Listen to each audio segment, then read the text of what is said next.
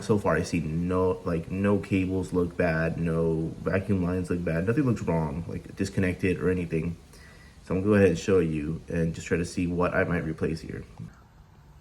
Now, you probably think, oh, just take it to a mechanic or whatever. And I was thinking about it, but I don't trust a mechanic with any of this. They might create a whole nother problem. And I'm pretty sure something super simple. So it has to be something with like vacuum. Something just got overcharged. And I want to say it has to be these vacuum lines. Of course, I'm going to go ahead and check power, see how much is it drawing, and when I turn things on, if something's going on with all that. So I'm going to go through every single thing to see what's drawing so much power, or if there's anything wrong with the battery, and you know, all that stuff. But since it drives like normal, turns on like normal, you know, like it needs to be something with vacuum, I had to guess.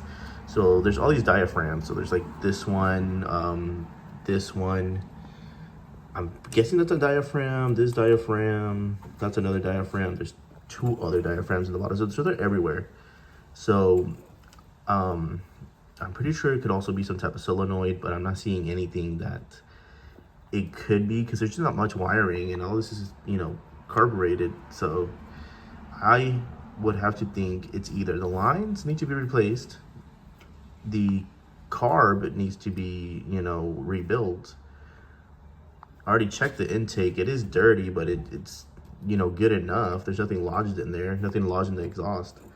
So I'm gonna start with just, you know, replacing these lines, and then go ahead and start rebuilding this once these lines are not it. But before I do any of that, let me go ahead and check, you know, currents and make sure nothing's drawing too much power, and seeing if that could be a problem, because you never know. I did do a spark test. Every single spark plug is working like normal. I just used this Harbor Freight one that I had laying around. So, you know, there's gonna be a little light right there in the middle that's gonna pop off. And so there's a light here, and when you connect it, you turn it on, it'll just start like flashing. And it should give you like symptoms, but it flashed like normal. So for sure it's not that. So let's go ahead and start checking around to see if we can fix this.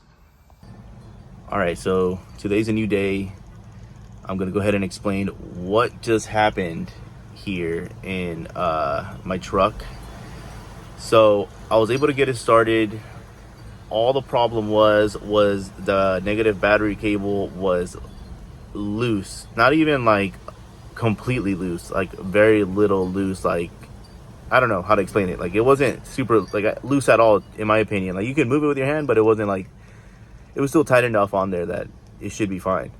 So I went ahead, tightened that up, and sure enough, it starts, no hesitation, no problems, nothing. I turn on the AC, the new radio I installed, just to make sure that it has, you know, complete power.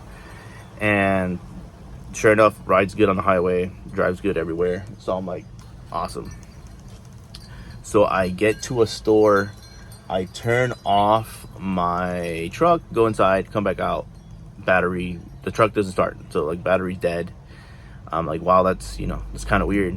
I don't know why it would do that. So first thing I think is the radio is taking too much power. Even though it's a small radio, I just don't feel like it's taking and draining so much power. So I'm like, whatever, get it jump starts right away. I go ahead and start driving, and I'm in the middle of town pretty much, and it starts dying. So I'm like trying to pull off. Some guy throws a water bottle at the back of my truck and then flicks me off.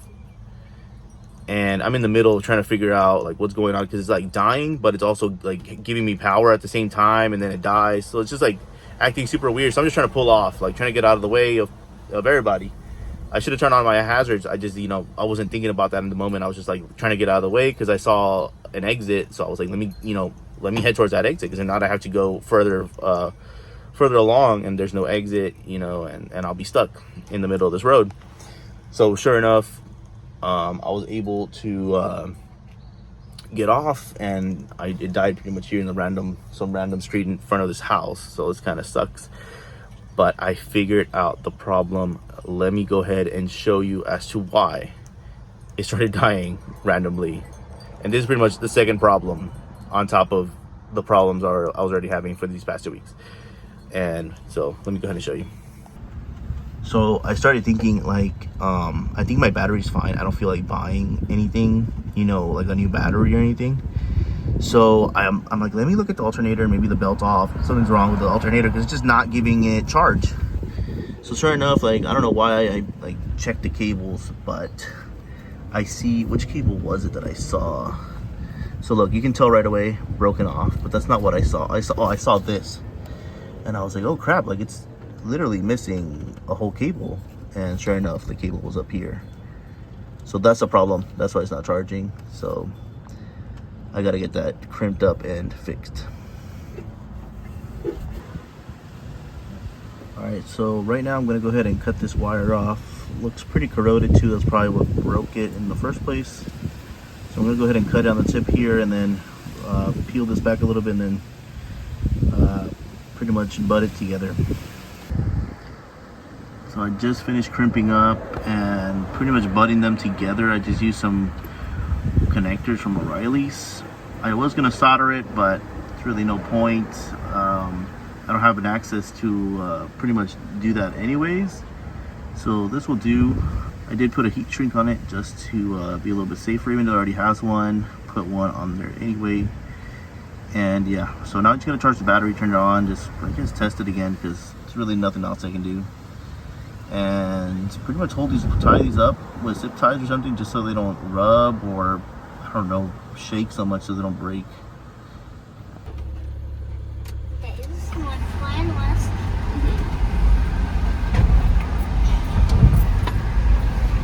What's a raccoon? Like when the person sleeps.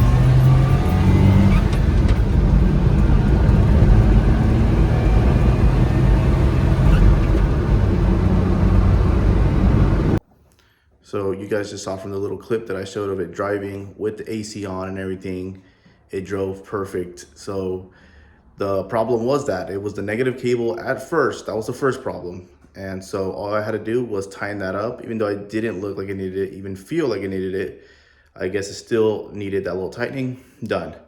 So with the alternator, the reason why that cable broke was because when the truck was like hesitating and stuff and you would turn it on or it would turn off on its own, it had a very hard shake. So it broke any corroded cables, any cables that were close to breaking, just broke those off. And there could be more, I don't know, but it drives fine right now.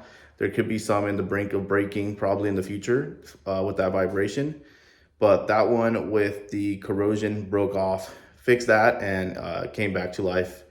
So of course, if your truck is driving like normal, you don't feel like you've done anything crazy to it and it just starts hesitating and stuff, just look into wiring, electrical load, alternator, battery, any type of thing like that. Then assume the worst, which is not the worst, but like a little bit harder to detect, which is vacuum lines and diaphragms. So they're hard to find, but they are out there. And a lot of these Suzukis use like different parts from each other. So you could find it cheaper or even, you know, in eBay or somewhere, you know, close to home, because I know all these parts in Japan are just super hard to get. But I hope that helps, guys. And I'm going to be making a couple more videos on this, not the problem, but on the Suzuki in the future. So please keep up to date with that. And I'll see you guys on the next one.